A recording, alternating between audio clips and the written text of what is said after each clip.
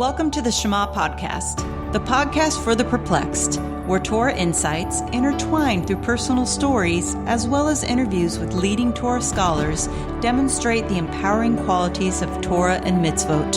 For more great Torah learning through Torch, the Torah Outreach Center of Houston, go to torchweb.org. Now to the show.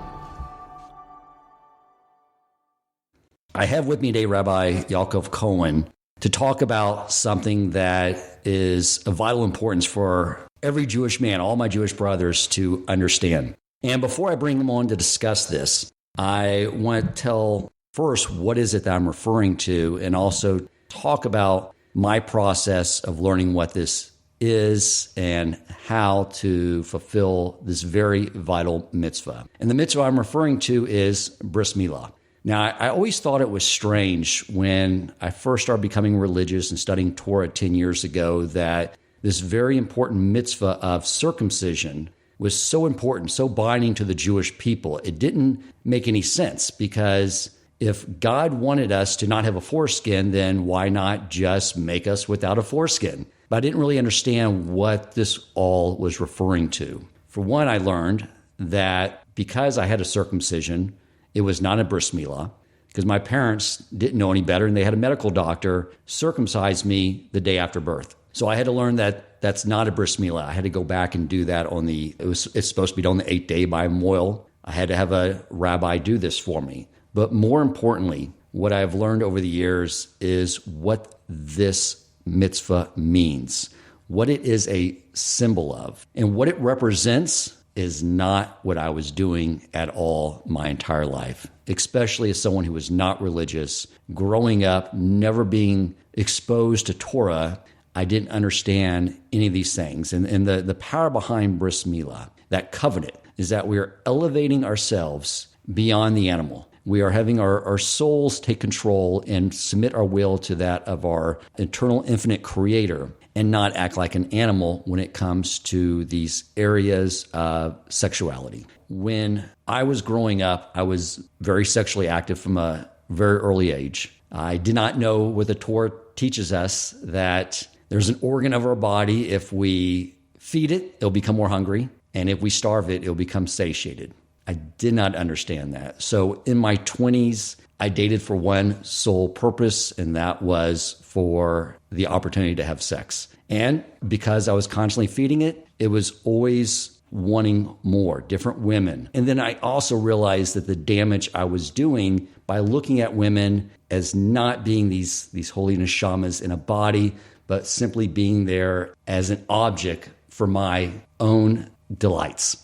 And when I got married, I'm very grateful, thank God, that my father impressed upon me that when you get married, the lowliest thing a man can do is cheat on his wife. So that's something I never considered. However, my wife and I grew up in an environment where we were taught if you can look but not touch. The other thing I was exposed to growing up that we all have been is that this idea of masturbation has been so normalized in our culture. I remember in the 90s watching sitcoms like Friends, where they would joke about looking at pornography and masturbating. There was an episode of Seinfeld, a famous one, I think it's called The Bet or something along those lines, where Jerry Seinfeld and his friends are sitting around and they start talking about this, and Jerry says, "Oh, it's like brushing your teeth. You got to do it in the morning." And that was my take. And then they all made a bet and this wager on who could go the longest without self-satisfying themselves. I think when they all got back from the restaurant, Kramer comes in the room, slaps down his money, and says, "I'm out." It's like, we've only been gone from the restaurant for like 20 minutes.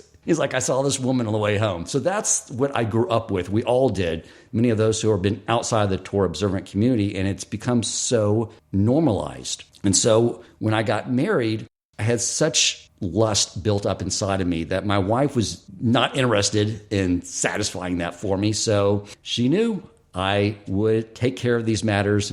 As she would say, that's a problem you need to solve with your own hands. And we didn't know any better. And we would make jokes about it. We would be out, and I would see a beautiful woman dressed seductively. And she would say, "So, is she going to be in those little movies you run in your head?" And I always make this joke, just like, "Yeah, baby, but you're the star. They're just extras on the set." And she did not realize the damage this was doing to her on a spiritual level, on a psychological level, because this is what the world was telling us, that this was totally permissible. And this was even happening when I began studying Torah.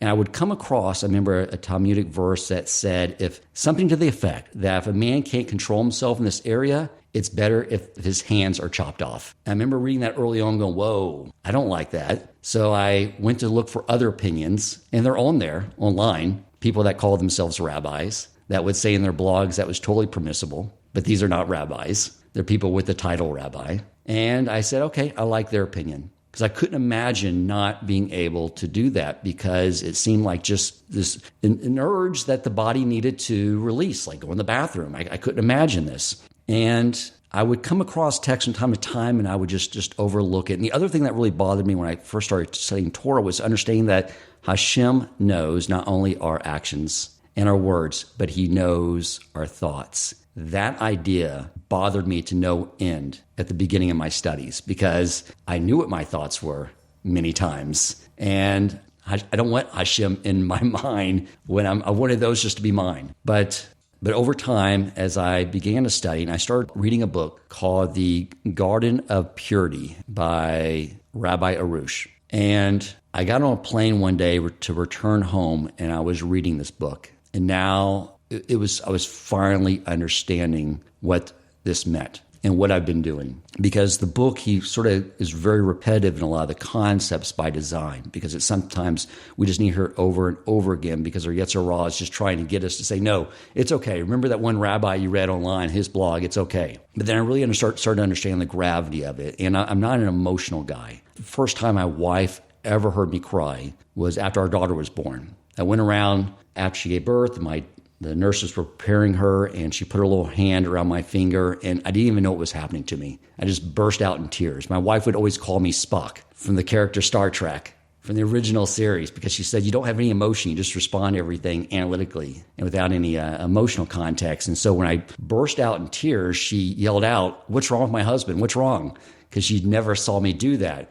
But those were tears of joy. When I was on the plane that day and the plane was taking off and I understood the gravity of what I've been doing, I burst out into tears as well. But those were tears of shame. And I remember I had to get my composure very quickly because I was sitting on a plane next to another man. And I looked out the window to distract myself and got my composure. And then I pulled out my laptop and decided to get to work and get my mind off of it. And then I remember thinking to myself, what happens when you die? Because that shame I felt burned so bad to know that what I've been doing is so distant from God and what he brought me into this world to do. And I was just thinking, when I die, I can no longer distract myself. I'm no longer in a body with all its sensory perception tied to the world around me. I'm just going to be left there with that total shame. And it burns. In my theory, to me, it seemed like that is what fuels the fires of Gehenna. It's just the shame of being in the presence of the Almighty. And I really wanted to remember that feeling because I knew it would motivate me to do the change I needed to do. And on my way back from the airport home that day, I did call my rabbis, Rabbi Yaakov Wolbe, because I was pretty broken down. And he reminded me of Teshuvah. And I wanted just to say it out loud to someone. This is what I've been doing, because I wanted to make sure I changed. And so this process was very challenging because I had been fueling these movies in my head. And my Yetzer Hara was more than happy to be the executive producer of all these movies. And I had to get all those thoughts out of my head. And it started with going to a mikvah. Every morning I'd wake up early and read Rabbi Nachman's Tikkun, which Rabbi Cohen can discuss more of that, which have cleansing effects to our soul. And it was just a lot of praying. Every morning when I would get up to study Torah, after I would say those 10 Psalms, I would get up to study Torah, and that's when a man's testosterone is at its height. And when you've been feeding that every morning, that's when I would get hit with that urge. And I would just sit there and just practice what Rabbi Arush said. I just prayed, heartfelt tears. Hashem, please channel this energy towards passion for you in my Torah studies. I was marking off 40 days in my calendar because I know 40 has a very spiritual component to it of change. And I would fall sometimes and I would set the clock over again. But finally, I got through that 40 days. And now when I look back on it, being just cleansed of that, it makes the world of difference. For one, I know that I'm fulfilling that covenant with the Almighty. I'm doing this for myself. I'm not an animal. An animal goes out there and acts on an urge. Our society almost elevates men when they act like animals. I see ads all the time where there's men getting lots of women. They idolize them. That's being macho. That's being masculine. And Hashem and Torah is saying it's just the opposite. They're acting like extremely feminine. They're acting like animals. There's nothing to give them any type of value at all for behaving that way. And so this is such an important topic that I want all my brothers out there to know exactly what it is doing to us when we do participate in this or any type of sexual immorality, that there's a proper way, even with our wives, of doing things in a holy and modest way.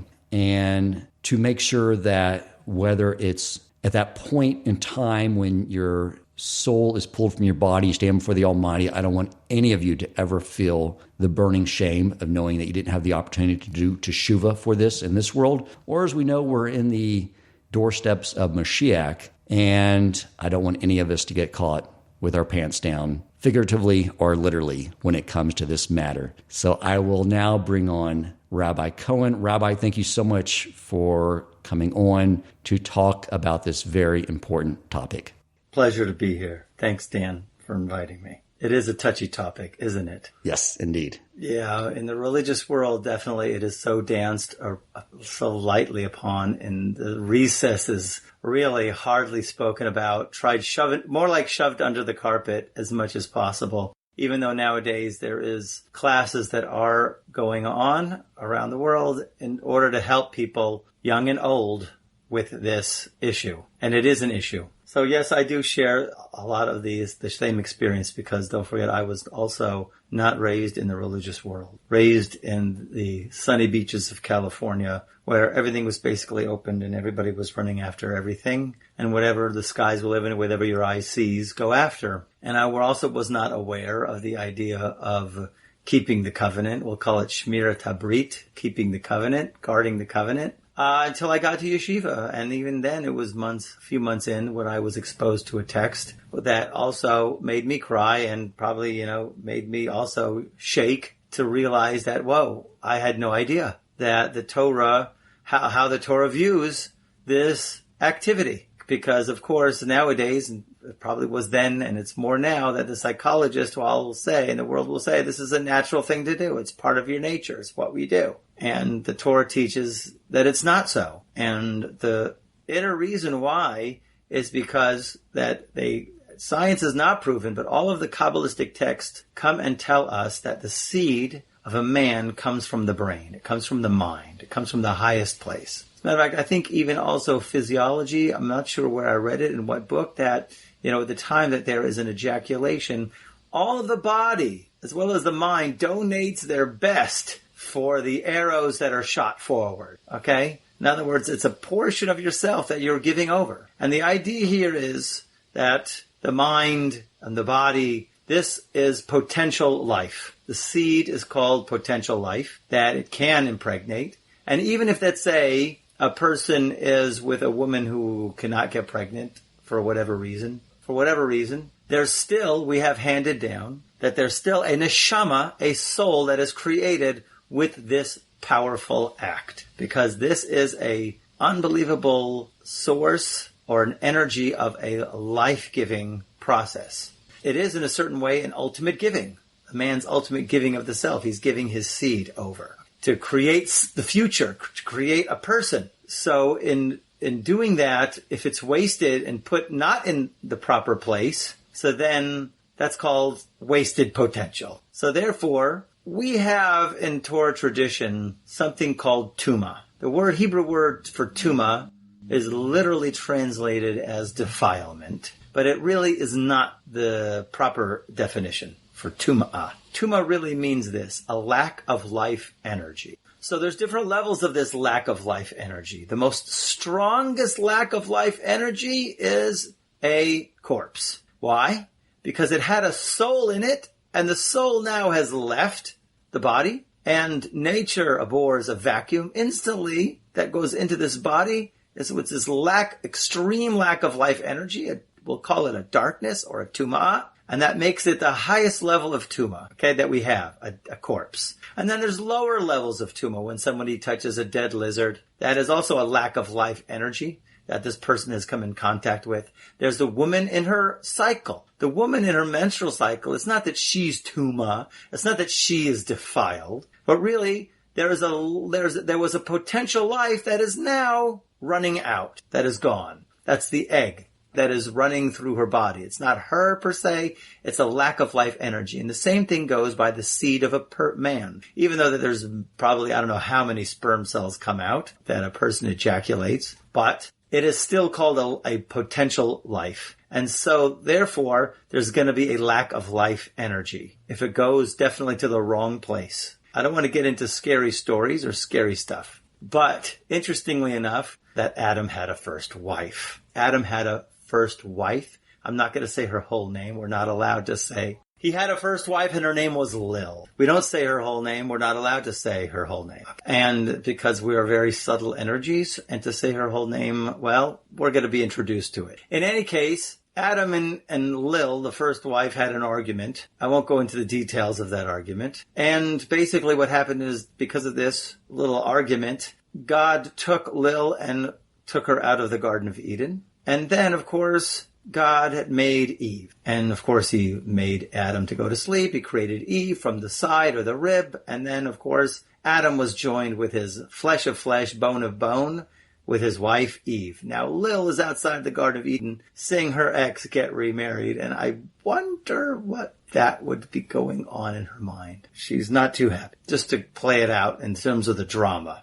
Of course, all of these things have different and a higher scale metaphor, but just for us, in terms of the storyline, that's how it goes, okay? But of course, these represent Kabbalistic energies and flows of energies, and really it is the creation of free will. So as it goes, Eve got married to Adam. Lil is outside of the Garden of Eden, is not too excited about this. As a matter of fact, she's really mad. She's mad at God, and she's mad at Adam, and she's going to take her revenge. And how does she do it? So after that whole incident there, Adam had Cain and Abel. Cain killed Abel. Adam separated from his wife for 130 years. And in those years, every single night, wherever Adam was, Lil would come to him. Actually, Lil, and she had another friend, Nama. They would come with cerveza and tequila, and they would have a nice hot tub party. And basically, how that's interpreted in Kabbalistic texts is Adam had a lot of seminal emissions. And through those seminal emissions, there were certain entities that were born. And you talk about 130 years of entities that were born.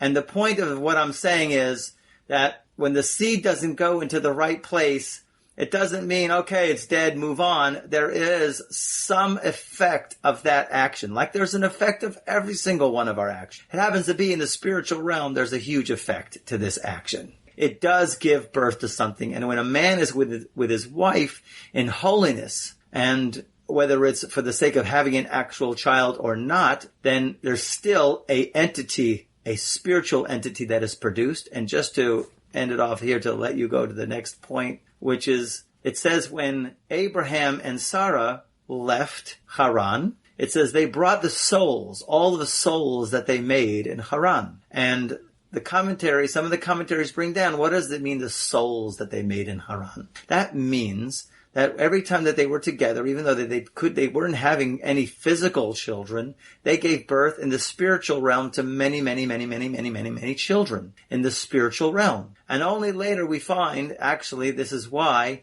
people who convert, they always will call them after they convert, this is so-and-so, son of Abraham. Or this lady is now so-and-so, son of Sarah. They're always going to be Ben Abraham or Ben Sarah, because we say that those were the souls that Abraham and Sarah created. And now, only now, thousands of years later, is there a chance to come into this world. So, just in short, the seed is a very, very high potential energy. So, therefore, we always try to, use it for its holiest purpose. So it sounds like that whether we are engaged in that act in a holy way with our wife, in a proper way of modesty, then it's still creating something very positive. Absolutely. Even if a baby doesn't occur from that. Yes. And if we do it in a negative way, it's creating something very negative as well. Right. Because that is the thought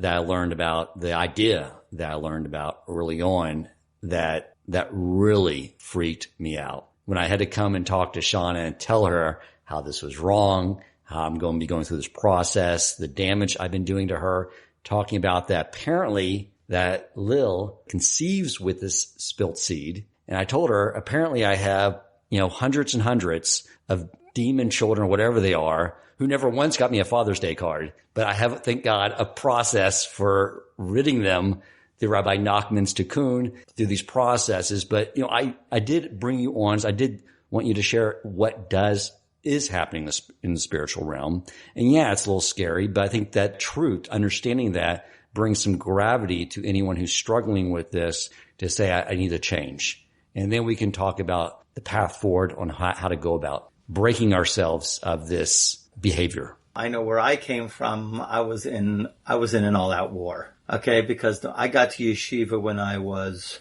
19. And in yeshiva, it's an all men's school, and there's no dating until you're ready only to get married. And even though, let's say, my body wanted to get married right away because my hormones were raging, I still wasn't on the right mental attitude and level of maturity to get married, obviously, because Hashem kept me there for 10 years. And so you have a lot to fight with and grasp with, but there are a lot of what we call eitzes. Advice. There's a lot of advice, baby steps to try to get one, and never, the biggest rule always was never despair. The biggest rule always, and Rabbi Nachman always teaches this, is you have to always be happy. You never can let yourself get down. In other words, even if you fall, you got to bounce right back, and you got to fight with all you've got. And believe me, a lot of falling, I tell you, it got to a point where I slept in the Beit Midrash, in the study house, for years on a hardwood bench with the lights on, blaring at me, just so I would be able to have control over this.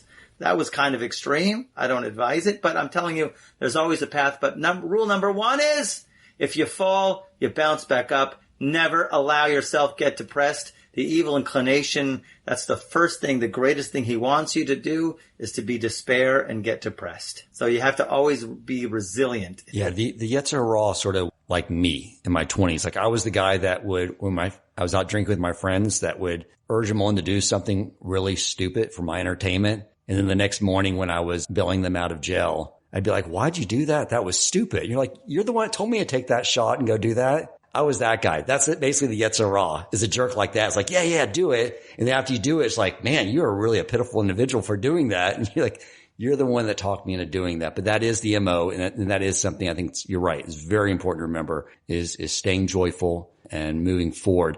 I'm curious to know too, what your thoughts on why this is not something that you see a lot of rabbis in outreach talking about. My theory is that is because maybe fulfilling those other mitzvot, beginning Torah study, are easier, or maybe those build up the strength to then take on that challenge and fulfill the covenant. That's a great idea. That's exactly actually what the Gemara does say. That if the maneuver, if the disgusting one happens to breach you, bring him to the house of study, which is the maneuver is the evil inclination.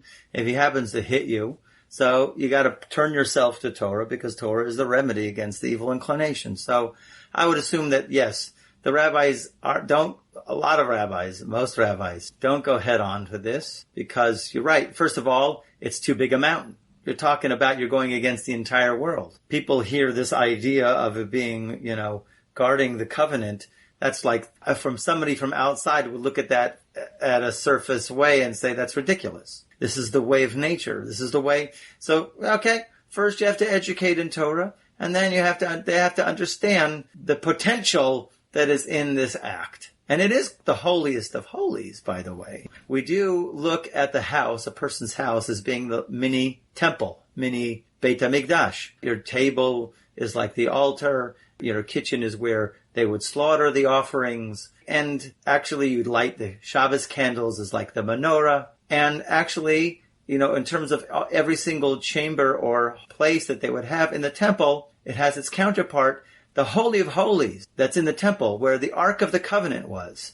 That's the tablets that Moses brought down, is the bedroom, which I'm sure you've heard that before. I have not. Oh, yes. That's the Holy of Holies. So it actually deserves, in terms of what a person thinks and all of the laws and all of the customs that go into it. But for the meantime, a person has to know this is a very holy act. And so once a person knows the potential, the high potential of it, right, so once you understand the spiritual potential of this, so then you'll be more sensitized and be aware of it. But then, of course, there's the many other positive aspects to guarding the covenant, such as your prayers are answered, your fulfillment, you feel you've risen above. It's just this what makes a man a man. And, people think not so. So you're right. It's going totally against the grain of the world, but this is what the Torah says, and we have to accept that this is a huge force of holiness for everybody, and therefore we have to do whatever we can to stay in holiness, because that really is our power.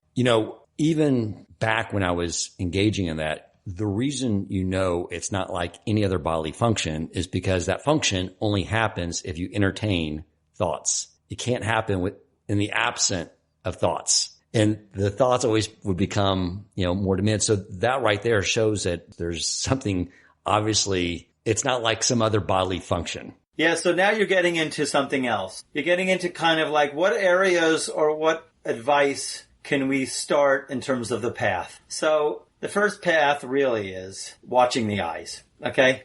You mentioned thoughts, but I go first because usually, yes, the person's thoughts can wander, and a person, actually we say, a person does not makshe. His limb does not get hard unless there's a will, okay? In other words, there has to be thought. But I say before thoughts is once you watch your eyes. The first thing is, and it's a hard one, but it can be done, you have to start to watch your eyes. You have to start to watch what you see on the internet. You start to watch on the street, and you start to watch your eyes, because the evil inclination only dwells on what the eyes see. If the eye doesn't see it, the evil inclination has no power. And isn't that what when we read the Shema and it discusses the tzitzit, that is what that is there for, is to remind us to not wander after our eyes? Yes, right, because the eyes will take you to somewhere else. And then once the eye sees, as we have handed down, the heart desires, and then the body goes after. So it starts with the eye seeing,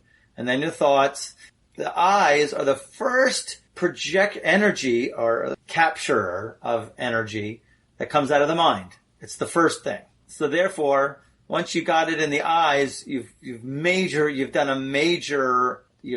triumphed majorly in terms of overcoming the first hurdle. The next, of course, is you got to watch your thoughts. And then, of course, words and what you hear is the next level. And then, of course, there's the actual act itself. So when it comes to guarding our eyes, that is even so much more challenging today than ever. Because if you want to watch something entertaining, it's almost impossible to find a good series or a movie that doesn't have some scene in it with what? Yes. It's very, very difficult. So you need a mashgiach or a mashgicha, what we call it. You need a supervisor, a kosher supervisor. You need somebody there with you who will block your eyes. If you don't have somebody, well, then okay, try to do it yourself. Listen, I'm not saying it's not challenging. It is probably the most challenging because it's something also in our society that we're not accustomed to do. Women walk around, very immodestly dressed, and no one has ever taught, and they don't teach it in schools. Hey, you shouldn't be gazing. You shouldn't be looking. First of all, women shouldn't, whatever. It's going to be, this is what society is. We're in it. And so therefore it's the man's responsibility to guard himself, to guard his covenant, to try to do the best he can to watch his eyes. So one of the first things I did was I quit the gym where I worked out at, and I built a gym here because the culture at the gyms the purpose of clothing is to cover the parts of your body that you're not real proud of. And so the more the women would get into shape, the less clothing they needed. And it was just impossible. And So I stopped going there. But I even have... You've got a bigger problem. Yeah, I agree. I also stopped the gym. I stopped the gym because I would go on the treadmill and there was this like 20, 30 screens of all kinds of stuff flashing in my eyes. And I had to keep my eyes down. It wasn't working out, the music, whatever. I built my gym at home also. So let's talk about, you mentioned the benefits. There are rewards in this world as well. Like I believe I read from Rabbi Nachman that the curse in Genesis that Adam would have to toil for his bread, that curse gets lifted when the covenant is maintained. Yeah, there's a lot of statements, there's a lot of ideas like that in terms of the benefits that a person who keeps the covenant, how well connected he is and how well, basically, we'll call it the bounty, how the bounty flows. Okay? Meaning the spiritual bounty, which has to do with, it bleeds in all areas. Not only just consciousness, but also actually your parnasa, meaning your finances. All of those things flow when a person keeps his covenant. The biggest paradigm we have of that is with Joseph. Now, Joseph, who was sold by his brothers down to Egypt, 17 years old, he's in the house of Potiphar, and the wife of Potiphar, sees in the stars that she's destined to have a child from Joseph. So she's changing her clothes, and she's beautiful, changing her clothes, prancing in front of Joseph, going, come on, let's do this. And here's Joseph, 17 years old, hormones raging, and he says, I can't. I would sin against God. It would result in unbelievable damage to me and to my family and to the world. So he overcame a huge test that I don't know if any of us would be able to withstand. Nevertheless, because he did that, meaning he kept his covenant, he did not live with this married woman, he was able to be the conduit for all of the food supply of the entire world. Now, in the Kabbalistic sense, if you notice the 10 Sfirot, Joseph corresponds to what we call Yesod. Yesod is called foundation. It also, all of the 10 Sfirot correspond to our body parts. So you'll have 3 columns of the 10 Sfirot, but there's the middle column, actually, and the 9th Sfirah is called Yesod, foundation, corresponds to Joseph, and also corresponds to the circumcision, that particular body part. So here he totally embodied the commitment of this body part, and that's what he really represents, commitment,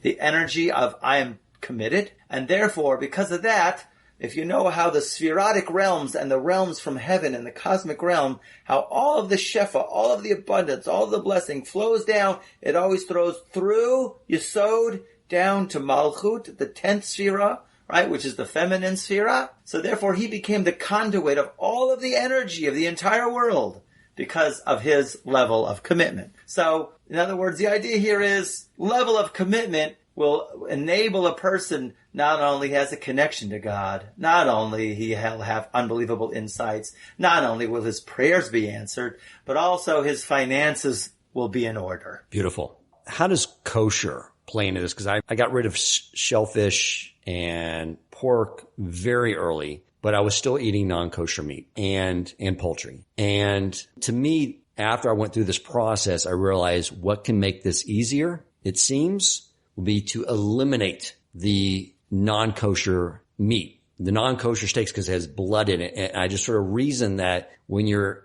eating a steak and it hasn't been killed in a kosher way and it hasn't been bled, that you're basically consuming the animal's nephesh soul. And that would make this challenge of removing those thoughts and fixing myself in this area more challenging unless I got that pure kosher diet. Would you say that the kosher diet definitely plays a role in fortifying ourselves in this area? First of all, your explanation I've never heard. It's quite interesting. I like it, that it has to do directly with that. But in a more general way with what our sages handed down, which is could be in alignment with what you saying. In general, someone who consumes non-kosher food, the Hebrew phrase for it, the effect is it's metamtem the lave. What does it mean, metamtem? It means it blocks the heart. Now, we're talking about a physical heart here. So what I have seen that people who have tried to get through to people who eat non-kosher is that they have a blockage. In other words, you'll throw a piece of truth at them and it kind of like bounces off of them, or they get kind of stoic and it doesn't penetrate because of blockage. A person who eats non-kosher food results in blockage. You can't, even if the truth hits you in the head, you might not grasp it. That's why a person has to take the challenge, the kosher thought challenge, and go on a kosher diet for 30 days and see how they're thinking. How their thinking is, okay? Because but in a certain sense of how you're saying it along those lines, okay, if you can't see the truth, that means it's not going to penetrate. So that means you're going to remain in the old patterns of behavior, which is the way of the world, which is look wherever you want, do whatever you want, chase whatever you want. So that's how kosher food, I would think, would be a help for it, but not the ultimate rectification. Did I reason that correctly? Because I always understood that the levels of the soul, that the nefesh is what resides in the blood, and that is what we share with animal kingdom. That is true. Yeah, that's true. Bottom line, we don't have the reasons for kosher. As much as we can try to grasp, and things might seem to line up, but we really don't know the underlying reasons why God prescribed these as kosher and these as not kosher. But we do have the effect of that if a person did eat kosher, there is going to be an effect. Even though, let's say, you can have all of the good intentions in the world, you cannot expect to drink a cup of gasoline and, well, I didn't mean to, and it not to have an effect. It's going to have an effect. So in this way, if you look at the nefesh is in the blood, that is true for anything. The life force is in the blood. And it's true, we do say you are what you eat. And it does have an effect on the Jewish people in general. You could look at it as we only eat sheep, goats, and cows. We don't eat predators, no predatorial birds. So we have that kind of nature about us that we're not very predatorial. So that part of the nefesh, we could say, doesn't affect us. In other words, that part of the nefesh of a non-kosher animal or a non-kosher slaughtered animal. So tell us about the process for change in this area. Like maybe if you could start off with Rabbi Nachman's tikkun and what he brought down. So, usually believe me, in my war that I went through, my 10-year war, it was, I went to many Kabbalists for rectification. I went to many, rabbis for advice. And there are many pieces of advice. Like I was going to say earlier, you don't have glasses. I do. Like when I go to the airport, I could take off my glasses and, all the people who you in the gym, now it doesn't matter. The clothes come off in the gym. No, they wear the yoga pants. The world is just one big yoga pants. Okay. It's like Planet Yoga pants, okay? So, even in the airports, I remember hearing a comedian going, doesn't anybody get dressed to go to the airport anymore? They just roll out of bed and so, I take off my glasses, but because those that has to do with the eyes. But, specifically, let's say if, those kind of things, you don't have glasses to take off and guarding your eyes is, of course, a big challenge. But let's talk about the thoughts. The biggest thing that Rabbi Nachman says, first of all, that he does talk about all of the desires of the world, and the head of the taivas, the head of those desires is the desire for adultery, niyuf, or whatever you'll call it. Promiscuity. So if a person, the best way to do that, actually, he says, quite simple, is to say the Shema. In other words, if you're hit with a thought and you can't get to a study house, whatever it is, wherever you're at, you say the Shema. Shema Yisrael, Hashem Elokeinu Hashem Echad. Hear, O Israel, the Lord is our God, the Lord is one. And you say the second phrase, Baruch Shem Kavod Malchuto Le'olam V'ed. Blessed be His glorious name forever and ever. Blessed be His glorious kingdom forever and ever. So the idea here of that Shema is a lot into it, believe it or not. That simply what you're doing, when you go back into it, there's a lot into it, but it really, of course, is our basic mission statement. It gets us back into the mission that we're all here for. The one God, the one universal force. But more specifically, Rabbi Nachman goes into in Torah Lamed Vav, in Likutei Maharan. So when you say, that's exactly why actually when you say the Shema, you have to cover your eyes. Once again, there's an eye thing there. Because you have to mamish go as if you are blind. And then what it is the first sentence of the Shema is 6 words. Hear, O Israel, the Lord is our God, the Lord is one. And the second phrase is also 6 words. 6 plus 6 is 12. 12 is the 12 tribes of Israel. Let me tell you a story about the beginning of Shema. There's 2 times that actually it brings down in our Midrash when the Shema was said. You don't really see the Shema, which is a verse in the Torah, till Deuteronomy, but in Genesis, there we have handed down, there were 2 times that the Shema was said. And one of those times was when Yaakov Avinu, Jacob our father, on his deathbed, all of the tribes were around him. He was about to tell over when the Messiah would come, when it would be the end of days. And all of a sudden, the prophecy left him. Lights out. And he was asking, why all of a sudden, when I had it, did God remove it from me? That I'm not supposed to reveal it? Maybe, he thought, one of you is not with the program. Maybe one of you is not totally committed to the mission, to the company. I have a traitor among you, perhaps. That's what Jacob said. And all of the sons, while they were around his father's deathbed, looked at each other right in the eye and said, all in unison together, Shema Yisrael Hashem Elokeinu Hashem Echad. Hear, O Israel, the Lord is our God. Meaning, we are all totally on the mission. And then he responded with, blessed be his glorious kingdom forever and ever. And the idea here is, each one of those 6,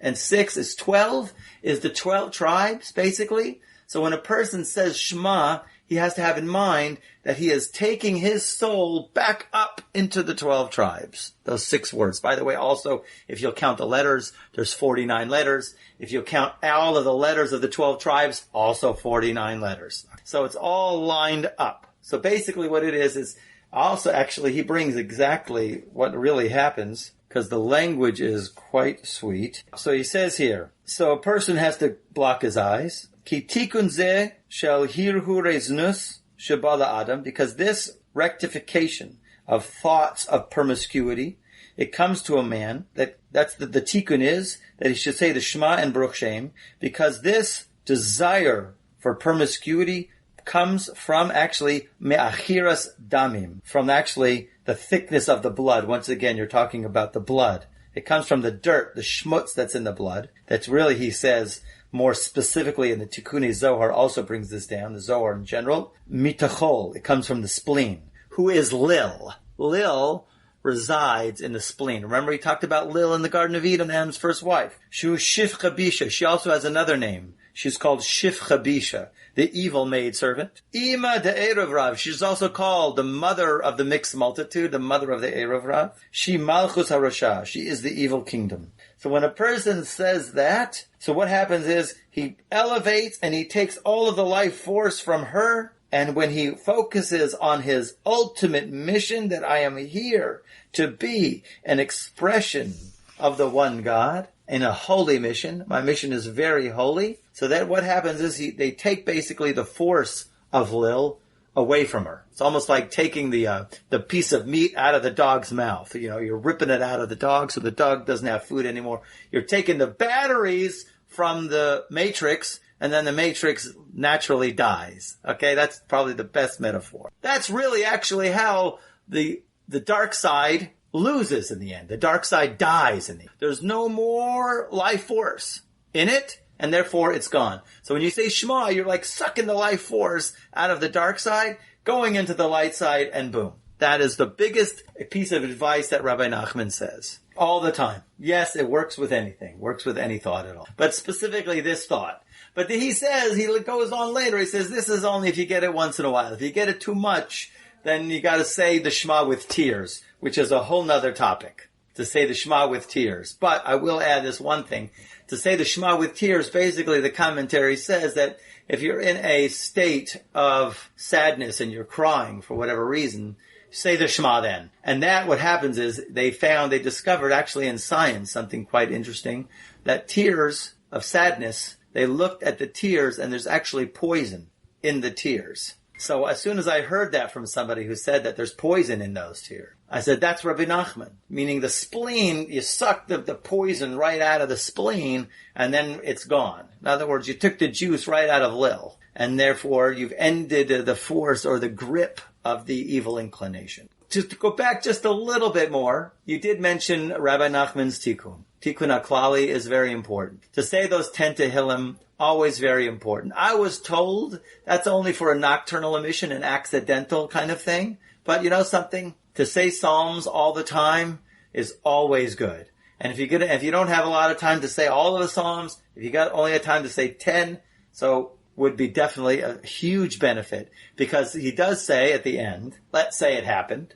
Let's say it happened. A person fell. So like we spoke before, that energy goes to the dark side. Lil now takes that energy and has a hybrid creature in the spiritual side, what you would call a demon or a hybrid or something. You got to get it back. So the tikkun of Rabbi Nachman, the 10 Tehillim, suck those energy sparks back. So if a person has what we call a nefila, he fell. So therefore, he always recommends to say those 10 Psalms that the next day, and therefore to get the holy sparks back, so that when a person at the end of his life, he's not greeted with 10 million children from the dark side, that not one of them sent a Father's Day card. So Rabbi Nachman's tikkun is only for a nocturnal emission, not for...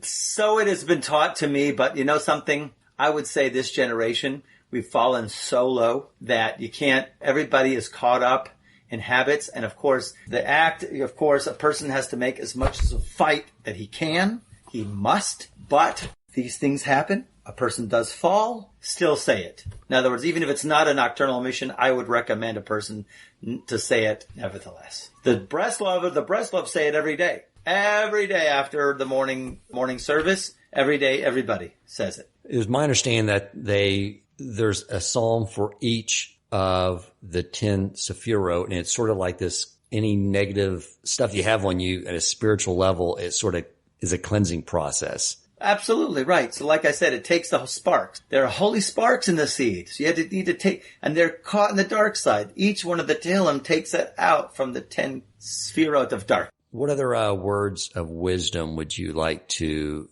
share on this topic to help out anyone that's struggling with it? Okay, so now we do have certain laws. There are bodies of laws in how a person can guard himself in actuality, of course, because the path of tshuva is really always just stop, okay? Just stop. Forget about the thoughts, forget about all those are like safeguards to try, but of course, if a person can stop. Now, there are safeguards in the physical realm which a person has to stop. It's like they recommend never put your hands down below your waist.